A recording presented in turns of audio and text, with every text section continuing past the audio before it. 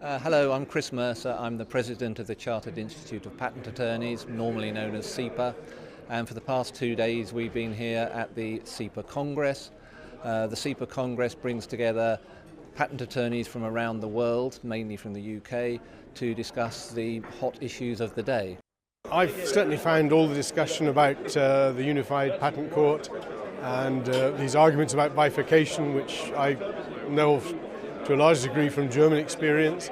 That was certainly very, very interesting. It seems as though the major talking point is the European enforcement situation, and so it's been quite interesting to get a little bit of a handle on that and the complexities of it. The unitary patent obviously is a big issue. There was a great debate this morning. Very, very good characters, very knowledgeable people, and we followed it with close interest. We've had issues of harmonisation of laws generally, but issues of harmonisation within Europe of the court system and the patent system, and that's very important because that's where we're going. That's the future. I think always people are struggling how to really use their patent to make money, and unfortunately, a lot of the time the clients are not able to obtain good advice from their patent attorneys. Maybe it's the client who are asking the wrong questions, or the patent attorney are not aware of such needs from the clients. One of the big topics we've been discussing is the issue of translation.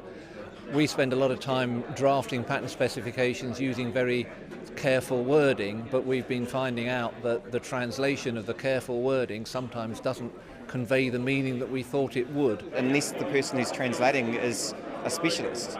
They're not going to pick up on the nuances of the patent drafting, and ultimately you may end up with no rights or very limited rights. It's about the foreign companies. A lot of time they have granted patents in China without understanding that there are a lot of translation errors in their grant patents.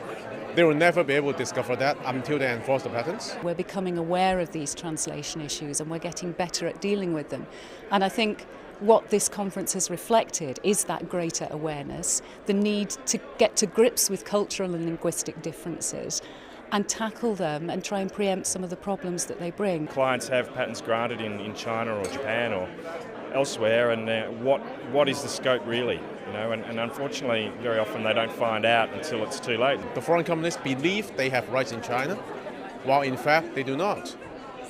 That creates a lot of incorrect business decisions to be made. The problem is that we're using a very difficult tool. We're using language to describe inventions, and the problem of translations, the problem of interpretation of language is our day-to-day work.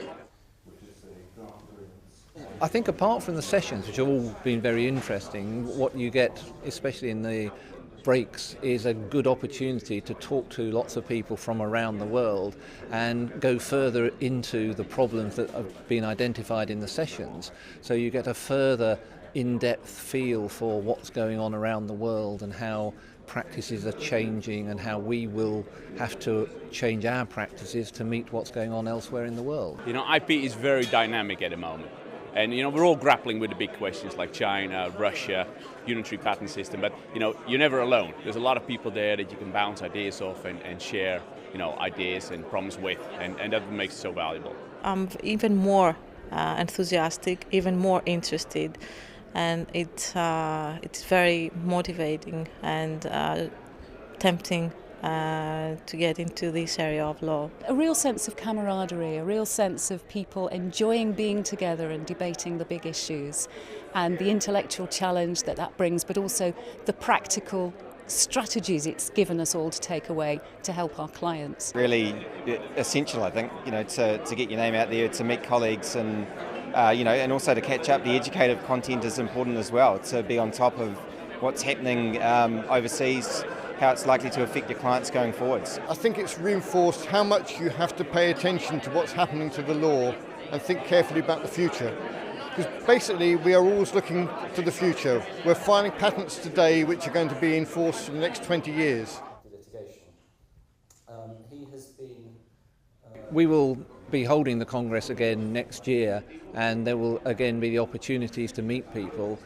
and further update ourselves on the developments. At the moment, there is an enormous amount going on in the world of IP, lots and lots of changes, lots of things coming into force which no one knows what the effect will be, and we will be keeping ourselves up to date with all of those things so that we can tell all the people who come to Congress as much as we can about things they need to know to keep their practice live and well and kicking. Definitely. I will attend this Congress next year as well. It's a great way to learn more and get to know more people. It's my first conference, it's been a great one, and I'll be back again. If you've got a stake in the IP system, this is where you're going to hear what's happening and what people are doing about it. Both the individual attorneys, the firms they work in, and also the wider profession and CIPA as a body. It's been very enjoyable and worthwhile for me. It's not something I've attended before, and I'm sure that given the opportunity, I'll be looking forward to come back again in future. Quite fun.